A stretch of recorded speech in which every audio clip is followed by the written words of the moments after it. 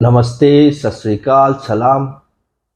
तो आज की रीडिंग है, जो भी आपके पार्टनर थे, हैं, वो रियली आपके बारे में क्या सोचते हैं?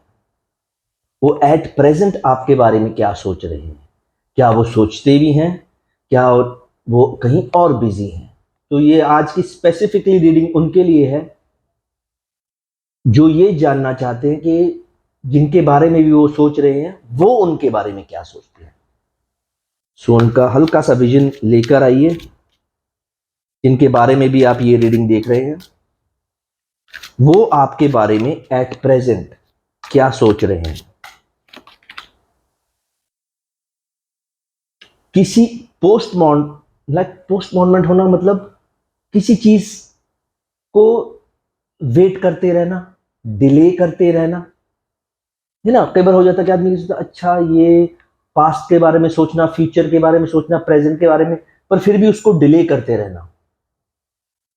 कोई ऐसी बातें हैं, फॉर एग्जाम्पल, ये मतलब एग्जाम्पल के तौर पे मैं दे रहा हूं, कुछ उन्होंने गलतियां की या कुछ आपने गलतियां की, वो आपको बताना चाहते हैं, या जो उन्होंने गलतियां की वो भी आपको बताना चाहते हैं। उनको होता है आज नहीं कल, आज नहीं कल, आज नहीं कल। वो उस चीज को सोचते रहते हैं, सोचते भी हैं। अगर उन्होंने कोई गलती की है फॉर एग्जाम्पल, तो वो रियलाइज करके एक्सेप्ट भी करना चाहते हैं, पर वो यही सोचते हैं कि आज नहीं कल। आपकी कोई गलतियां हैं वो आपको बताना चाहते हैं, आज नहीं कल। बहुत टाइम हो गया आपसे कोई कांटेक्ट नहीं है, मैं उनसे कांटेक्ट करूंगा या करूंगी, आज नहीं कल। ये जो सिचुएशन होती है ना, आज नहीं कल वाली, that's also refer laziness as well, है ना। ये पहला कार्ड ये, क्योंकि ज्यादातर चांसेस हैं कि उनको अपनी गलतियों का पता भी चलता है, वो अपना कंट्रोल नहीं खो पा रहे, है ना। वो अपना कंट्रोल जो है ना वो पाना चाहते हैं। ये बहुत ही जैसे होता है ना कि सबके लिए नहीं है, काफी लोगों के लिए ये उनके साथ होता है जिनका ईगो एटीट्यूड उनको इजाजत ही नहीं देता, उनको अलाउ ही नहीं करता कि अपनी गलती मान लो। क्योंकि अगर ईगो एटीट्यूड बीच में है, आपकी गलती उनको पता है, तो वो 2 मिनट लगाएंगे आपको बताने में।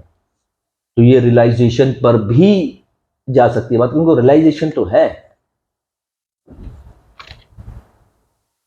टर्निंग इन, वो कुछ ऐसा बताना चाहते हैं आपको जो कभी पास्ट में कुछ हुआ हो, और उन्होंने काफी चीज को समझा, पढ़ा, सोचा, जाना कि ऐसा कुछ तो हुआ है, कि वो आपको बताना चाहते हैं। और वो काफी होता है ना कि आदमी जब अपने अंदर से पूछता है, अपने आप से पूछता है, तब उनको ये रियलाइजेशन होती है कि यार ये थोड़ा बहुत चीजें हैं।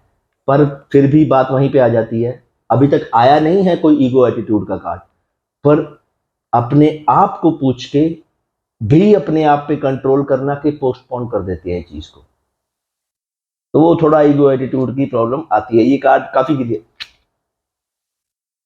शेयर करना ये उनके मन में है जो वो नहीं कर पा रहे।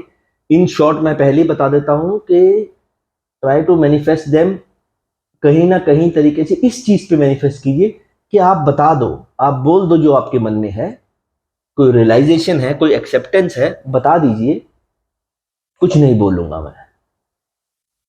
हो सकता है आपको वो बात पता हो जो वो बताना चाहते हैं, हो सकता है वो नहीं, क्योंकि वो ना उस सर्कल में घूमे जा रहे हैं। मैं फिर रिपीट कर रहा हूं, अभी तक कोई ईगो एटीट्यूड का कार्ड आया नहीं है, पर ज्यादातर चांसेस, ज्यादातर, कोई और कारण भी हो सकता है, ज्यादातर चांसेस होते हैं जब आदमी रियलाइज भी कर ले, अपने आप से पूछे, जाने पहचाने, उस चीज पे ध्यान से सोचे, फिर भी आपसे शेयर ना करे, जबकि शेयर करना चाहता है और वो ना करे, तो वो जो पहरा होता है ना, वो ईगो एटीट्यूड का ही होता है। कोई बड़ी बात नहीं है। हो सकता है कि आपने उनको ये बात कही हो कि अरे तुम थोड़ा इस बात को समझो, पर वो उस वक्त नहीं जान पा रहे थे वो बात को। ये कोई बड़ी बात नहीं है कि पता नहीं कौन सी आपको ये बात बताना चाहते हैं। उनमें छोटी सी बारीक बात भी, एक ऑर्डिनरी बात भी, वो आपको बताना चाहते हैं कि हाँ यार, जो तुम उस वक्त मुझे कहते थे या कहती थी, मैं समझ नहीं पा रहा था। बात घूम के फिर ईगो एटीट्यूड पे ही आ जाती है। वो थोड़े प्रैक्टिकल हैं, थोड़े उनको ना जैसे होता है कि एक्सेप्ट करना आता है, समझ भी आता है, वो बोलना भी चाहते हैं पर वो बोल नहीं पा रहे, क्योंकि वो जो पहरा होता है ना ईगो एटीट्यूड का, अरे मान तो मैं लेता हूं पर मैं उसको बोलूंगा नहीं। They feel shamed, they feel कि मैं लो हो गया, है ना। मैं कितनी बार बोलता हूँ, सिर झुकाने से कोई छोटा नहीं हो जाता। ये रीडिंग स्पेसिफिकली उस मोड पे चली जाती है जहां पे वो सिर्फ एक स्टेप दूर है। ये जो पिंजरा दिखाई दे रहा है ना जिससे वो पंछी बाहर आना चाहता है, वो ईगो एटीट्यूड का ही पिंजरा है, कारण कोई और भी हो सकता है।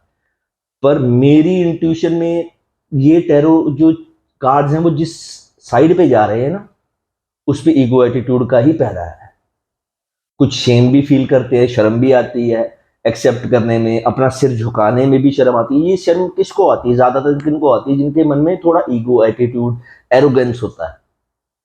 पर फिर भी इसमें एक अच्छी चीज है कि वो मानते तो हैं, समझा तो सही, और ऐसा नहीं किसी ने कहा तो वो समझ गए। वो आराम से बैठे, उनको समझ आया कि जो आप कहते थे या कोई ऐसी बात जो वो कहना चाहते थे जो वो समझ नहीं पा रहे थे, उन्हें ये रियलाइज हुआ है कि वो कर सकते हैं। मैं थोड़ा इसको शफल करके ये देखना चाहूंगा स्पेसिफिकली, ज्यादातर वो ऐसी क्या बात है जो कहना चाहते हैं। इंटेंसिटी, वो आना तो चाहते हैं आपके पास। आजकल लाखों किस्म की मजबूरियां, लाखों किस्म की, जिसको कह सकते हैं ना, ट्रबल्स होती हैं, इश्यूज होती है, प्रॉब्लम्स होती है लाइफ में। इस वजह से आदमी घेरा रहता है, उनकी कोई ना कोई मजबूरी है। और इंटेंसिटी के कार्ड में मैं मजबूरी इसलिए बता रहा हूं क्योंकि जो इंटेंसिटी कार्ड है वो पुराने कार्ड से अगर देखा जाए, आना तो वो बहुत तेज चाहते हैं, पर उनकी वो, अगर आप अपने आप को मजबूरी में समझ रहे हो तो वो भी मजबूरी में ही है।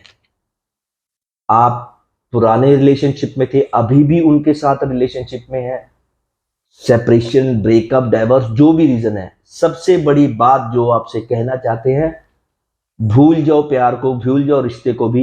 सबसे पहली चीज जो आपको वो बताना चाहते हैं, जो वो समझ नहीं पाए या आपको बता नहीं पाए, मेनली कारण इसका ये है कि वो ये बताना चाहते हैं, यार जैसी मर्जी सिचुएशन है, तेरे जैसा दोस्त नहीं मिला। बात ये थी, जो मैं भी इसलिए मैंने शफल करके दोबारा देखा कि क्या है स्पेसिफिकली जो वो बताना चाहते हैं। वो फॉर एग्जाम्पल सेपरेट हो गए हो, उनकी मैरिज भी हो गई है, राइट, या वो ऑलरेडी मैरिड थे या आप मैरिड हो, जैसी मर्जी सिचुएशन है, वो आपको ये बात बताना चाहते हैं कि यार जैसा मर्जी है, तेरे जैसा दोस्त नहीं। मैं तभी शफल करके ये देख रहा था क्योंकि मुझे लग रहा था ईगो एटीट्यूड की रियलाइजेशन की बात तो समझ आ गई, पर ये मेन कारण क्या है जो वो बताना चाहते हैं। आप उनको जो सजेशन देते थे, जो राय देते थे, जैसी बातें करती थी, नोक झोंक भी चलती हो चाहे, वो उनको एक अच्छा दोस्त की तरह उनको अब समझ आ रहा है। बात मन में नहीं आई है उनके, उन्होंने जो टर्निंग इनका कार्ड आया था ना, उन्होंने दिमाग से सोच रहे हैं वो कि यार ये छोटी सी बात है। फॉर एग्जाम्पल मैं थोड़ा इसको और डिटेल में आपको समझा देता हूँ। फॉर एग्जाम्पल, आपको अभी आपका ब्रेकअप नहीं हुआ या डाइवोर्स नहीं हुआ, आपके ब्रेकअप हुए 5-6 साल हो गए, कोई कम्युनिकेशन नहीं है आपका उनके साथ। अब उनको पता लग रहा है पूरी दुनिया घूम ली, उसके जैसा दोस्त नहीं मिला, एट प्रेजेंट वो मुझसे दोस्ती ही कर ले काफी है। इतना कुछ रियलाइज होने के बाद भी वो क्यों नहीं कर रहे ऐसा? बस वो जो ईगो एटीट्यूड का पिंजरा होता है ना, उसको क्रॉस करना कोई आम बात नहीं होती। या तो कई होते हैं, कईयों ने इतना अलग तरीके से, है ना, बहुत रूड तरीके से ब्रेकअप किया होता है कि वापस जाने में भी उनको शर्म आती है, सिर झुका हुआ लगता है, यार अब वापस कैसे जाऊं, गया तो बड़े ईगो एटीट्यूड में था, अब वापस कैसे जाऊं। ये सब हुआ, वो मोमेंट टू मोमेंट चलते रहे। मोमेंट टू मोमेंट वो सोचे कि मोमेंट टू मोमेंट चलते रहे तभी समझ आया। और दूसरा, आपके साथ जो फ्रेंडशिप सोचती है ना, वो मोमेंट टू मोमेंट उनको रियलाइज करता है, यार जैसा मर्जी था, चाहे नहीं बनती थी, रोज नोक झोंक होती थी, पर वो चलता मेरे साथ मोमेंट टू मोमेंट ही था। सो इस रीडिंग में मेनली जो चीज आती है ना, जो आपसे कहना चाहते हैं, बताना चाहते हैं, वो है फ्रेंड। फ्रेंड, वो बड़े फ्रेंडली थे आपके साथ, चाहे रोज आपके झगड़े होते हो। झगड़ा तो एक ऊपर वाली चीज है, जो असली दोस्ती होती है ना, वो फ्रेंडशिप जो होती है ना, वो बहुत मुश्किल से मिलती है आजकल की दुनिया में। अच्छा दोस्त मिल जाए ना, काफी है ना। इसलिए जो मेन चीज थी वो, ये पूरी रीडिंग फ्रेंडशिप के ऊपर आके रुक गई है। तो जिनके बारे में भी आप सोच रहे हैं, वो सिर्फ आपको ये बताना चाहते हैं कि यार तू मेरे साथ रिलेशनशिप भी मत रख, मेरे से शादी भी मत कर, पर मेरा दोस्त बना रहा है। जैसे आदमी सोचता है ना कई बार, अपनी तरफ से तो वो पूरी कोशिश करते हैं कि यार अब कैसे करे, लेट इट गो, है ना, आज नहीं कल बता दूंगा, चलो करता हूँ। ये उनकी लेजीनेस, ईगो एटीट्यूड का भी थोड़े बहुत झलक पड़ती है यहाँ पे। वो अभी भी, अगर आप ये सोच रहे हैं कि इतने साल हो गए उन्होंने कम्युनिकेट नहीं किया, वो अभी भी आपकी फिर दोबारा दोस्ती को जरूर याद रखते हैं। एक अच्छा साथी मिलना बहुत बड़ी बात है आजकल की। मैंने आजकल एक बहुत बार ये रीडिंग देखी है पर्सनल सेशंस में, कि अच्छा दोस्त मिल जाए ना, काफी है।